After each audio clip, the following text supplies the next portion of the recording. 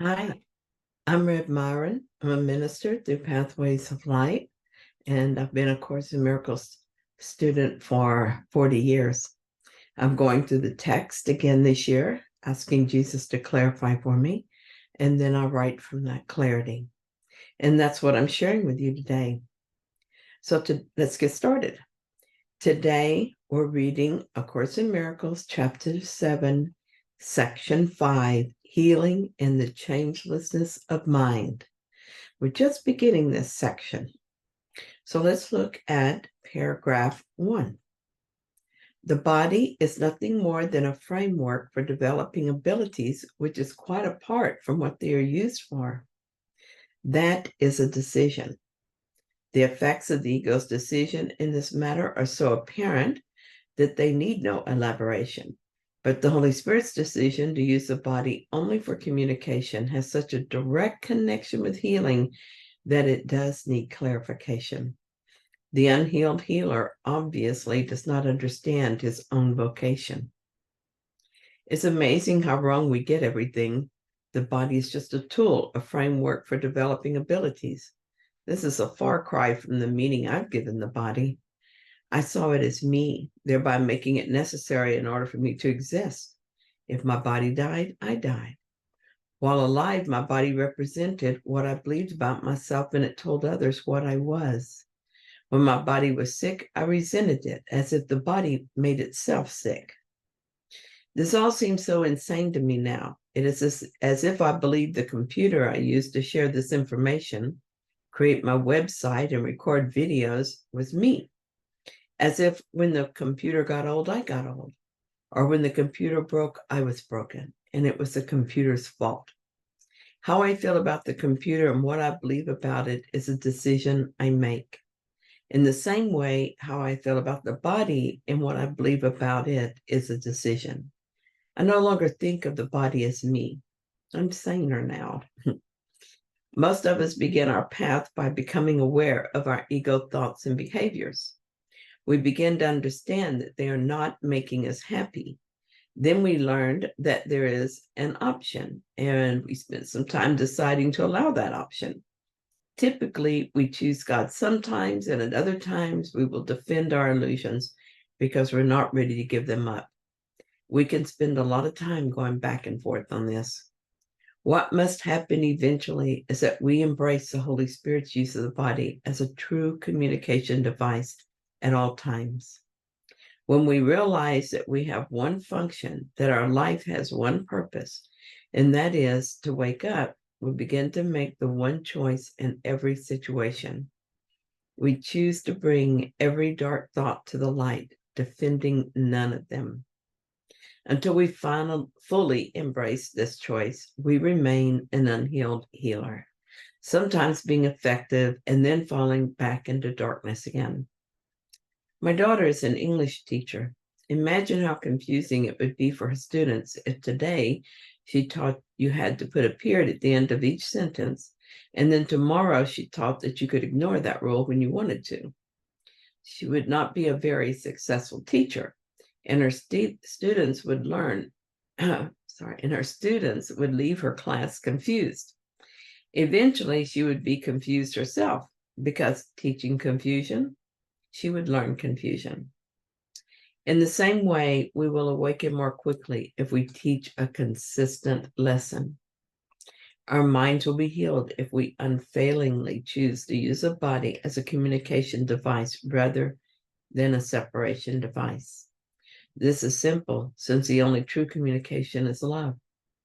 It is a choice, and the more consistent we are in our choices, the more effective we will be as both learners and teachers. Do I think someone is ugly? Is that love? No, and so it is not something I want to use this body to communicate. Do I want to project my unwanted feelings onto others? Is that love? No, it is fear, and I don't want to teach fear. Teaching fear guarantees I keep fear, since what I teach is what I learn. When I run into someone arrogant, I can resent their attitude or I can love them. It's a decision. Paragraph 2 says only minds communicate.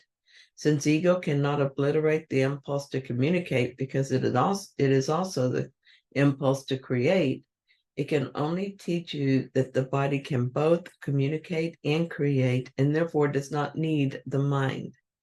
The ego thus tries to teach you that the body can act like the mind and is therefore self-sufficient.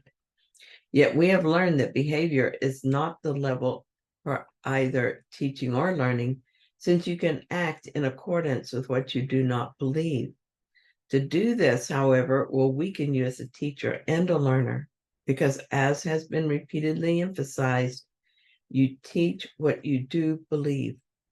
An inconsistent lesson will be poorly taught and poorly learned. If you teach both sickness and healing, you're both a poor teacher and a poor learner. I read this paragraph and thought I understood it, but then I was guided to read it again more carefully. Only minds communicate. Obviously, I have no idea what true communication is because I thought communication was what we did when we talked to each other. On more careful examination of this idea, I see how flawed it is. What I say to you may or may not be true, and even if it's true, it may or may not be the truth. In other words, I may be saying what I believe is true, but be wrong about it. Or I may be saying what I have convinced myself is true, when all along I'm hiding the truth even from myself. Perhaps what I'm saying is for you alone, my words to your ears. In this case, it's not true communication because it's limited and it separates. Limitation and separation have no place at all in the kingdom. Words can be symbols for the truth, but always, even under the best of circumstances, they will fall short of true communication. When we speak to each other body to body, it is only vaguely similar to communication. The impulse to communicate is the impulse to create. What passes for most communication is chatter. We speak on the surface of things because we cannot find words for what really matters. And yet that impulse to communicate remains. So we try. We want to communicate. We want this very badly. And we try to communicate even when it's very hard to do. Have you ever tried to express something important and just couldn't find the words for it? I've had a few mystical experiences, and I don't know if words exist that could allow me to describe what actually happened and how it affected me. Yet I try anyway. I feel a strong need to communicate this, so I give them words, even though the words only diminish the experience. In our true state, communication is forever unbroken. It is known by what is known by one is known by all. We don't need to fumble for words, and disingenuousness is neither possible nor desired. How deeply freeing and satisfying it must be to communicate truly. Communication is also the impulse to create, and this is why we long to communicate, and that we do so even when communication is so severely limited. We are creators, and the impulse to create is not diminished because we pretend to be something else. While we are in denial about our true nature, we cannot create, but the impulse remains, and so we try. We struggle to communicate, and what we make is a poor substitution for creation. The ego tries to teach you that the body can act like the mind and is therefore self-sufficient. The ego can do nothing about the impulse to communicate, so it tries to convince us that it is the purview of the body, and we accept this without question. We believe that we can only communicate through speaking words. We believe that we can only create with our hands. And accepting these limitations, we accept the ego belief that we do not need the mind, and separation is real, and we are bodies. How very small we make ourselves in our world. In believing that the body is sufficient unto itself, what we think no longer matters to us, and all is about behavior. We've taught ourselves to believe the unbelievable, and that as long as we don't act on our dark thoughts, they don't really matter, and only behavior counts. That always makes me think about when I got divorced from my first husband, and I went to the priest to talk to him about it. And he told me that I couldn't take the sacraments now, and I couldn't be a catechism teacher anymore, which was very upsetting to me because I didn't feel like I was a bad person. But he did tell me that as long as I didn't get remarried, it wasn't a mortal sin. And I said, but I'm in my 20s. Of course I'm going to get married again. And he said, you don't know that. You might get hit by a car and be killed. I'm like, oh, that would be better. So he was telling me that my thoughts didn't matter. My thoughts of course I'm going to get remarried, didn't matter as long as I didn't act on them. Jesus tells us the opposite. He tells us our thoughts are what make everything. Our thoughts are very powerful. Yet we have learned that behavior is not the level for either teaching or learning, since you can act in accordance with what you do not believe. I remember the first time as a young teenager, I learned the hard lesson that people don't always say what they believe.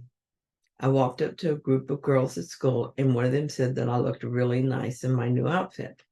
Later, I discovered she really meant that she thought my outfit was pretty awful. People's actions are not always congruent with their thoughts. Sometimes it is deliberate, as it was with the girl in my class, and sometimes it is unconscious.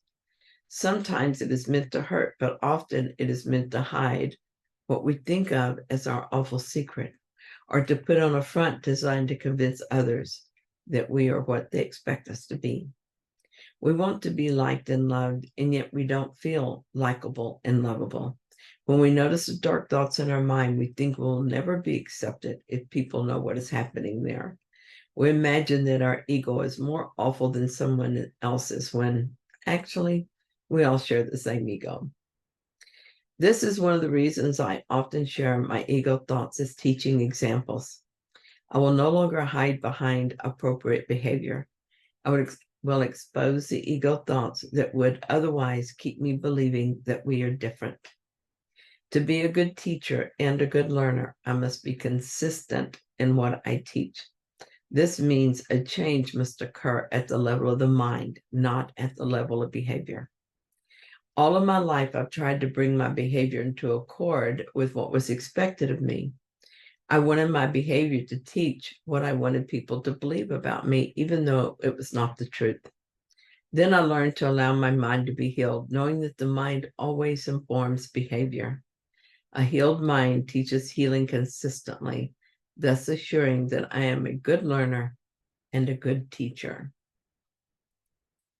Thank you so much for joining me in this reading. I hope that you found it helpful. And if you did, then please like it. And if you haven't yet, please subscribe. And I'll be back soon with another reading. See you then.